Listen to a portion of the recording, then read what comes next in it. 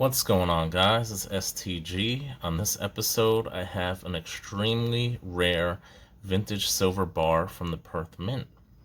So I was on Mineral Exchange's website, guys, and for those of you who do not know what Mineral Exchanges is, it is basically an online auction site that offers vintage precious metal, usually bars, coins, rounds, pretty much anything precious metals. I'd say more than 95% of what they sell is vintage. Sometimes they do have some more modern items. So I came across a beautiful Perth Mint vintage bar that I have wanted for a long time. They don't often show up on sites like eBay even, and when they do, they actually go for a lot of money. eBay is extremely overpriced. Mineral Exchanges usually has a much better price point. However, you do have to pay a 10% fee with the auction. So guys, without further ado, let me show you what I picked up. I picked up this beautiful 10-ounce Perth Mint Australia bar from the 1980s. So I'm gonna just put it down here and give you a little bit of information. So there were multiple series for this bar. I believe there was a type A, a type B, C, and D. And these were poured circa 1985, mid-80s. So the Series A came out, which the weights weren't exactly 10 ounces. They didn't really have the technology to get exactly 10 ounces, so they were often stamped with odd weights.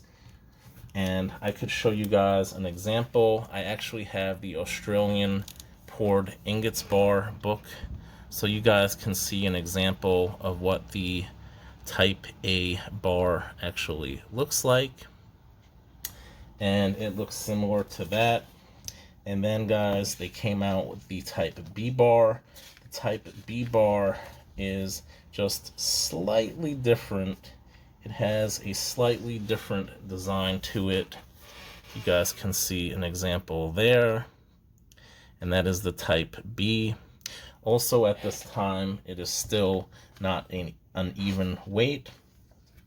It is not until they go to the type C bar where they are actually able to produce exactly a 10-ounce bar. So I should have just showed you this here. You guys can see the type C, if I could get it in the frame here, and then the type D bar, which looks completely different. So as you guys can see here, it's basically the font is a little bit different. The the stampings on it are slightly different. And then by the C, you basically have the even 10-ounce bars. They had the technology to get exactly 10 ounces. So guys, if you can determine which bar this is, you get a little prize. No, I'm just kidding. This is actually a type B, but it is actually a variant of the type B. What makes this bar so special is that you guys can see here that this is an even weight. So this is a 10-ounce type B bar. And what makes it even more rare, guys, is that it actually has this serial number on the back, which did not start until the type C.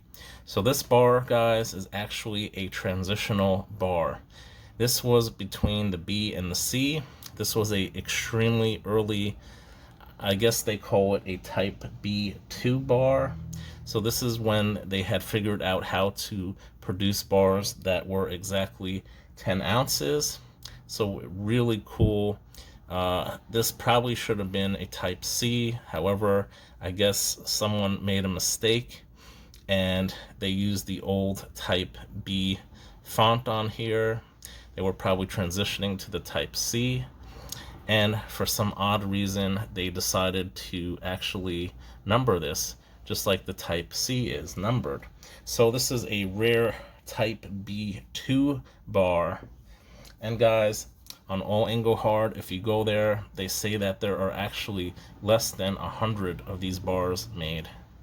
Just a beautiful bar, guys.